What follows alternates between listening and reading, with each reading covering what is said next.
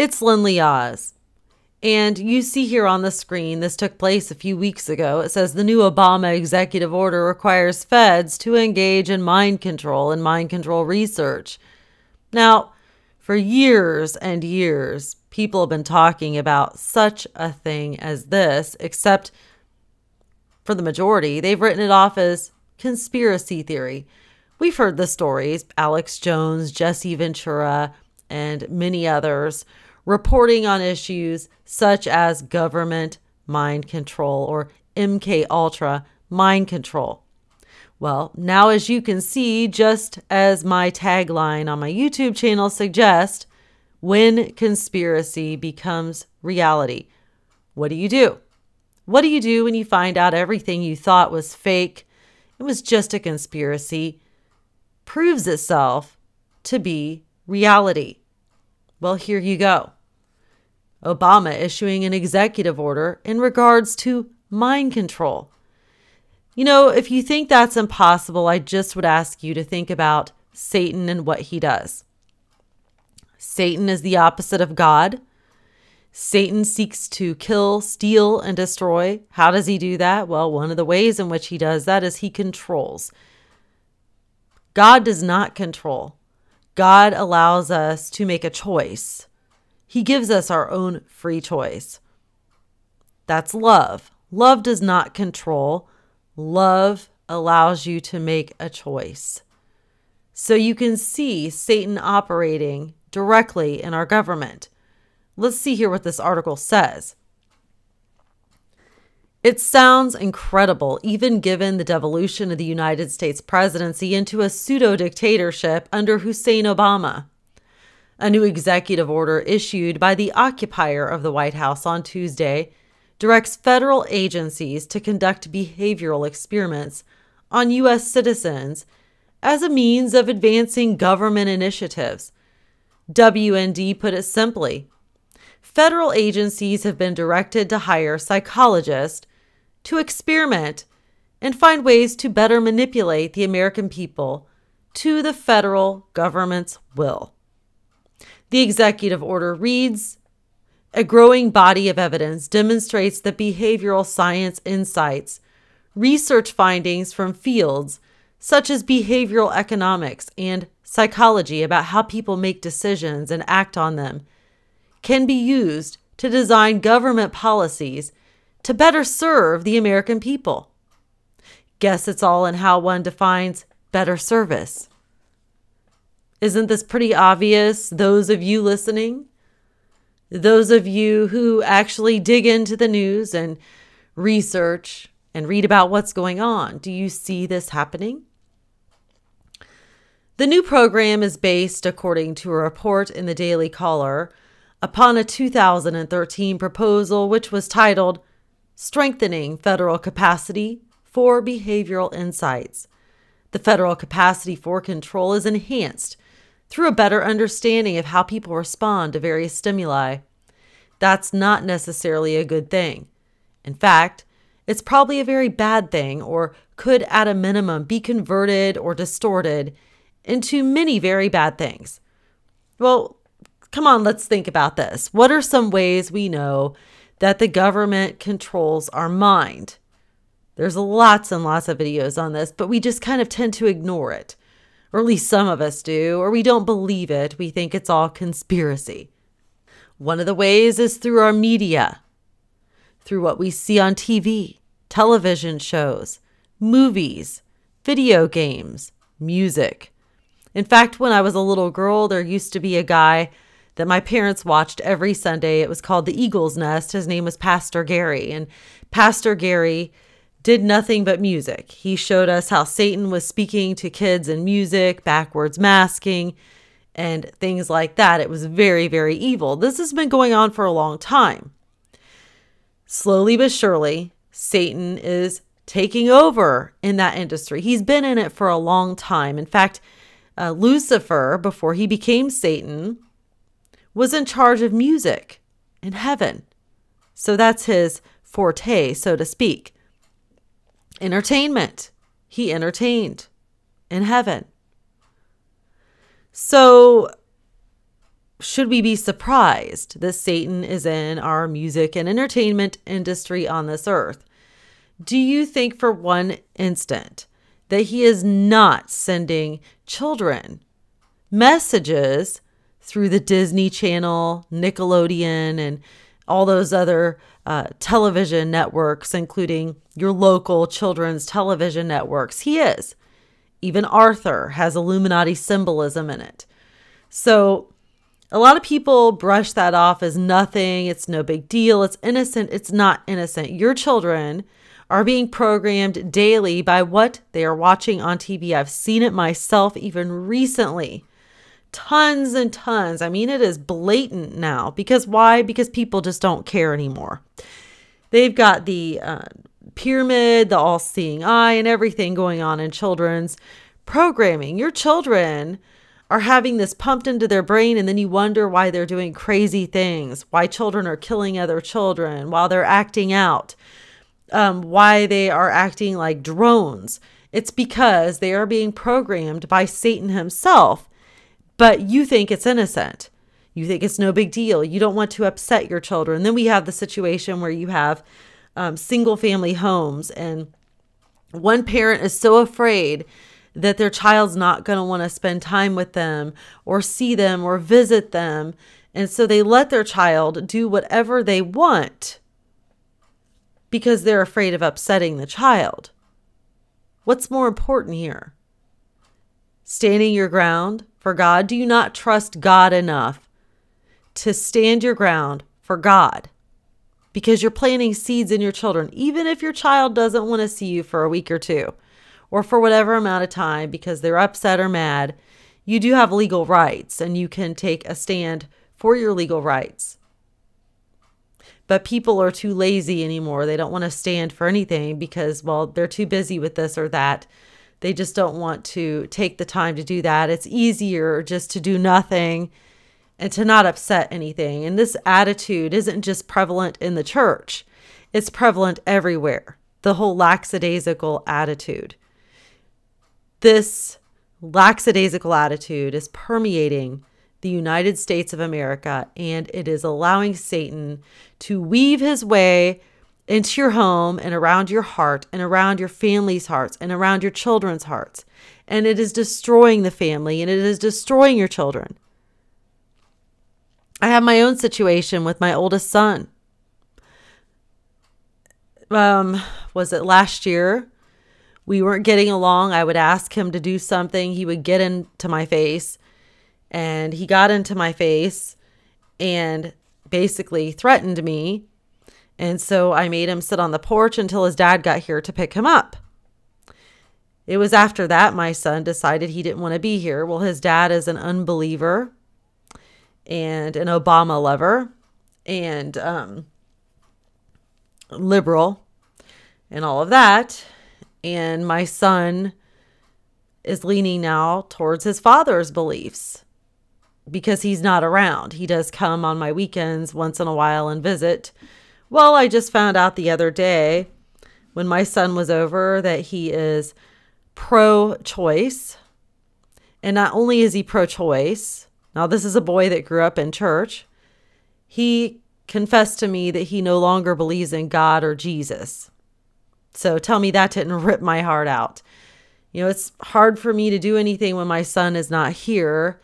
And so then his significant other, his dad, has more of an influence over him because of that. And that's the way the devil wants it. I'm using this as an example to show you that is what the devil is doing. So when my son is here, not that I'm perfect, but I try to take the stand for God. Like he wants to watch certain shows that are here that I find very perverse. And I say, no, you cannot do that here. Okay, my son just started coming back around. Do you know how tempting it would be for me to say, oh, go ahead and watch it. Do this and do that, and to live in fear? Here he comes and tells me he doesn't believe in God or Jesus. He's not here that much. Just starts coming back. And he wants to do this and that, and I have to say no. That's very hard. But I have to. As a Christian, I do make mistakes. As a parent, I do make mistakes. But I have to put my foot down.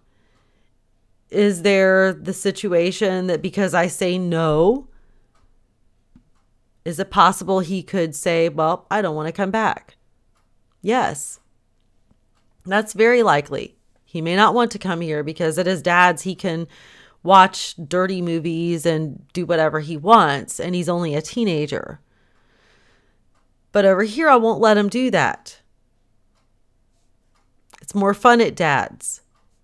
Dad doesn't have those kind of rules. Over here, I try to present a more Christian atmosphere. So I'm trying to say, as a parent, we can't live in fear. I know that there's probably a lot of single parents out there who have a similar situation, and I hope that speaks to you. Do not back down. Be gentle in the way you do it. Do it in love. Explain that you're doing this because you love them. Don't be mean about it or arrogant, because that's not going to get anywhere. But be firm. Don't back down. Do not back down to Satan. Don't let Satan in your home.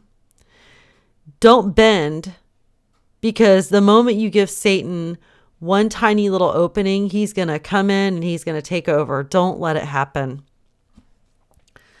You know, if you're a single parent and you're doing it by yourself and you've got that kind of a situation, Satan's already been in our homes and had his way, and we've got to shut that door, and we've got to keep that door shut to him at all costs. You know, God will work it out for you. God will make a way. That's where we have to take a stand to do what's right. We might be persecuted for it by the other parent or by our own child. But through our long suffering, God is going to open a door. We have to pray, pray, and pray. But just know this, I'm seeing it even in my own kids and in situations, these things that they're watching on TV. And, I don't have control over what they do at their other parents. I can only control what goes on here. So I know from experience this is really hard and it's a big problem. But I want you to see, I know this is several week old news, but I felt moved to share it with you because I want to tell you that the enemy is busting into your homes everywhere, and he's doing it through means that seem innocent. And you've got to wise up to these things so that you can see how evil it is, so that you're not taken. Do you know I don't even celebrate Halloween? I don't celebrate trick or treat. Sure, when I was a kid we did, but I've learned how evil it is. I know that Halloween is evil. Do you know how many people tell me, oh, well, it's only evil if you make it that way. It's just innocent. Your kids go out and get No, it's not innocent. That is partaking in an evil satanic holiday. Sure, it's hard to tell your kids, oh, every kid at your school is collecting candy and dressing up like ghouls or princesses or Disney characters or whatever, but you can't. And that's hard because the kids don't understand. That would have been horrible when I was a kid if my parents would have done that to me. But the fact is, as I grew up, I would have understood. And I would have respected my parents for that. And there are things I was not allowed to be involved in that I respect them now for today, because I learned something that other kids didn't learn. So we can't partake in something evil like the world does, even if it looks innocent. We can't. We're not allowed. We have to lovingly explain this to our kids. Our kids may get made fun of at school. That's the persecution that we face when we make a commitment to follow Jesus Christ. It's not always happy, good times.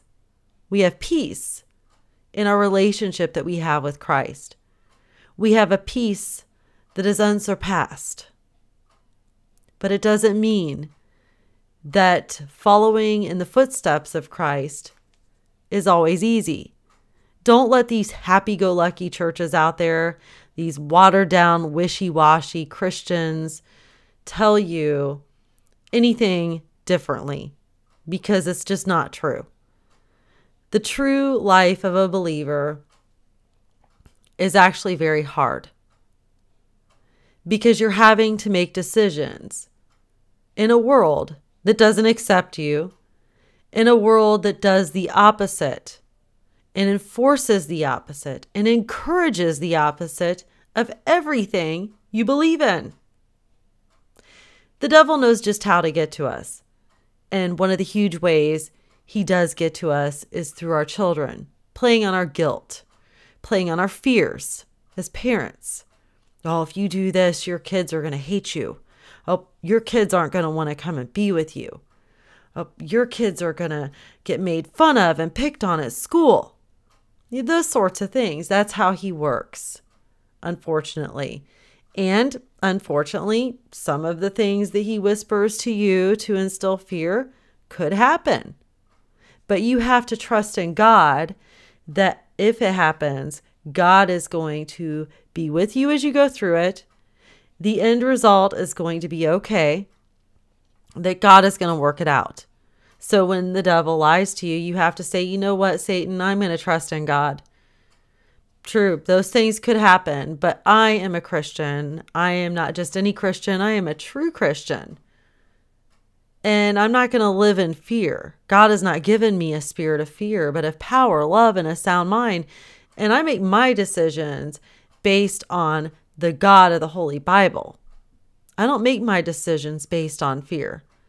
I have to take what comes with trust and with faith in God, even if I have to suffer. That's what I have to do. And I'm going to teach my children right, regardless of what the world does. Okay, we are not part of the world. Can you accept that? Can you accept that today as a Christian, that you cannot be part of the world? You are to be an example to the world. We are classified in the Bible as a peculiar people. You will be weird in the eyes of the world. You will be a freak. You will be made fun of. You will be put down. You will be blasphemed, mocked, scorned, and yes, even hated. You and everything that is part of you and all that you stand for and represent will be mocked, scorned, laughed at, persecuted, and hated, just like Jesus Christ was. This is a decision you're going to have to make because things are going to get worse. Can you do that? Can you fully commit to God? Can you love God enough to fully commit to Him and stand for what is right? This may not be the best example, but imagine that you had a really ugly kid that was deformed. Everybody made fun of that kid, but that was your kid and you loved that kid. You would stand by that kid with everything you had. You would feel compassion towards that child. You would stand behind that child through thick and thin. You would never back down. It would hurt you when that child got mocked and scorned, hated, and made fun of. God feels that way for us because in the eyes of the world, we're hideous. We're horrible. Remember, what is considered bad is considered good nowadays, and what is good is considered bad. The world will hate you. They hated Christ first. And also, in my example I just gave, God expects us to love Him as much, if not more, than you would love that ugly child. We're part of Him. He's part of us. We don't have a choice in the matter. If you're going to commit to Christ and you're going to call yourself a Christian, you have got to be prepared to suffer. You've got to be prepared to make the right decisions and to stand for the truth at all times. Government mind control is going on. I've just showed you. It's very evil. extremely evil. And if you think your children are not being controlled somehow in the school, in the TV shows they're watching, Common Core, Planned Parenthood in the schools, Islam in the schools, all of it, you got something else coming. Speaking of Islam, I go to school to pick my kids up, and I see more and more Muslims each and every day at their school. They're everywhere. I do not hate the Muslims whatsoever. I love them. However, I don't love their religion. I don't love their God. I don't love their Prophet Muhammad. I don't love what they stand for, but they're deceived. Okay, they're deceived. But we've got this threat of ISIS and all this going on. And I'm seeing more and more Muslims, and that's quite scary, to be honest. So let's all pray, and let's be strong in the Lord and in the power of his might. Put on the full armor of God. I thought I had.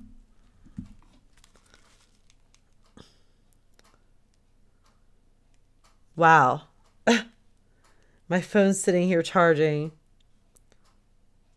And that's kind of funny. I don't know if I should edit that out. My Siri just picked up something I said and then responded to me. I said, put on the power of God, the power of his might. Put on the armor of God. And it said, I thought I had. I think I'll leave that in there just for a little humor. Anyhow, let's all be strong and be aware of what's going on. Let's not be ignorant of anything. Okay, there is some evil things going on. Experimentation. You can see right here it involves indoctrination through repetition. Goebbels' philosophy of repeating the lie until it is accepted as being true. Think of the Manchurian Candidate, the movie. If you haven't watched it, watch it. That was considered conspiracy. Nobody would ever believe such a thing.